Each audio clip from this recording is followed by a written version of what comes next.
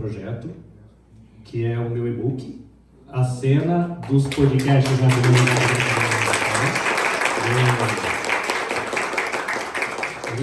Eu deixei hoje porque eu acho que vocês são um momento especial da minha história e eu deixei para lançar hoje para vocês verem o momento. É digital, então tem que ser gravado.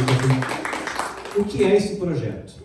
Há 5 anos atrás, o podcast ele entra na minha história, num cara que estava vivendo uma crise porque estava chegando com os 40 anos. Eu cheguei no Japão com 24, com um monte de sonho, um iludido que achou que ia embora em 3 anos com dinheiro para o apartamento e para a faculdade. Nesse meio tempo, a gente viveu crise econômica mundial, tsunami, a gente viveu Covid, a gente teve a gravidez e o segundo filho, ou seja, prioridades mudaram as estratégias da vida e estamos aqui, né, 25 anos depois.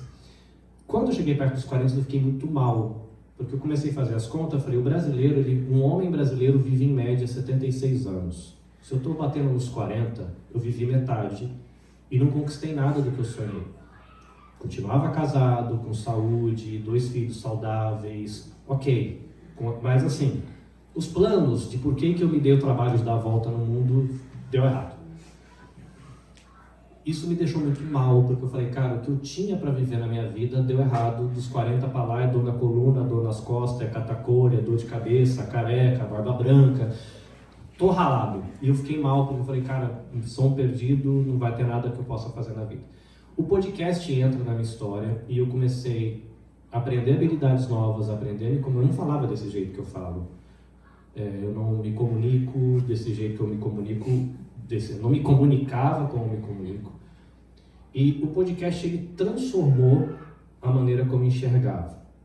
Claro, sonhos ficaram pausados, muita coisa aconteceu. Mas uma das coisas que o podcast me trouxe foi esse resgate da autoestima, porque eu conheci pessoas da minha idade que estavam vivendo vidas super legais, depois de ter passado uma vida desgracenta e outras de ter passado uma vida super legal.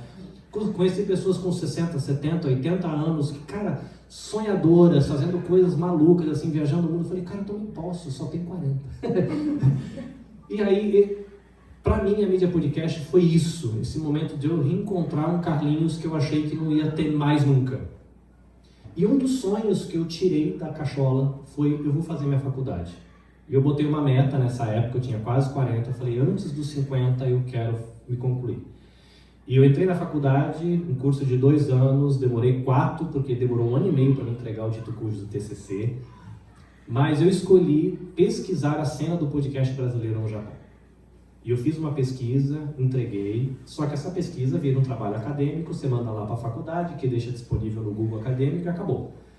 E eu achei muito desperdício, porque essa mídia transformou a minha vida, eu me apaixonei por ela, porque eu via gente que faz podcast tendo a vida transformada por isso, ou porque conseguiu um amigo, ou porque começou a falar dos hobbies que gosta, das nerdices que gosta, gente que ficou bem por causa do podcast, e eu decidi transformar isso num livro. Foram 4 semanas intensas, de escrita, de reescrita, de escreve de novo, deleta, escreve outra vez.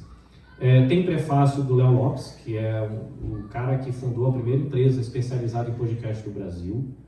Tem uma participação do Everton Tobassi, que é um jornalista que escreveu um livro que conta a história da mídia brasileira no Japão.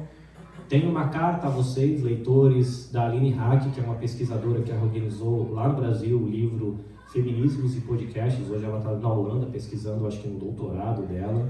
E tem mais algumas vozes da comunidade. Eu explico o que eu encontrei de informações na pesquisa, explico os dados. E mais do que isso, eu deixo para empreendedores e para interessados na mídia caminhos para que os podcasts não parem. Eu descobri na pesquisa que mais de metade dos podcasts que já começaram na comunidade brasileira no Japão foram abandonados pelo caminho, por inúmeros motivos, mas eu tento, através dos dados, entender por que eles param e como que nós podemos, como produtores, se preparar para não parar e como os empreendedores podem entrar nessa parada ganhando vantagem de apoiar um podcast, ganhar respeito, ganhar credibilidade, fazer venda direta às vezes, e como isso pode ajudar a cena a continuar, porque tem podcast de mais diversos temas, existem possibilidades de mercado que estão aí, esperando um produtor se interessar. Nós temos aqui um podcaster escondido entre nós. São oportunidades.